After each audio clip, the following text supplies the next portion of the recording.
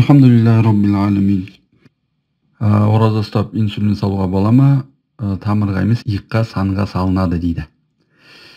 Дін мамандарының тоқтамы бойынша, қазіргі таңдағы дін ғалымдарының тоқтамы бойынша, инсулин дәрісі қоректік сипатта емес.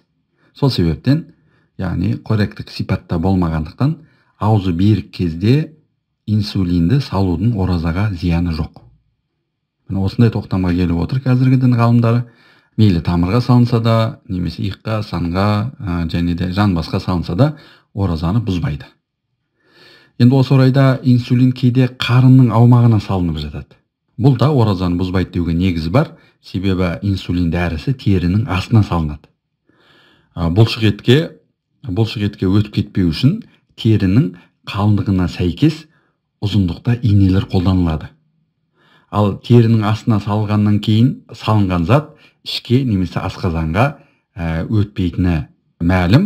Сондықтан да қарынға салынса да оразаға зиян жоқ деуге болады.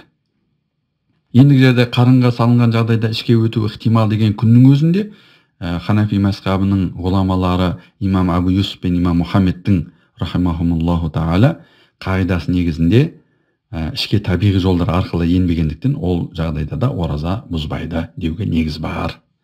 Тоқетерін айтқанда, ораза кезінде инсулин салдырса, оразасы бұзылмайды, салдыра беруге болады, оның оразаға тиіп кетер ешқандай зияны жоқ.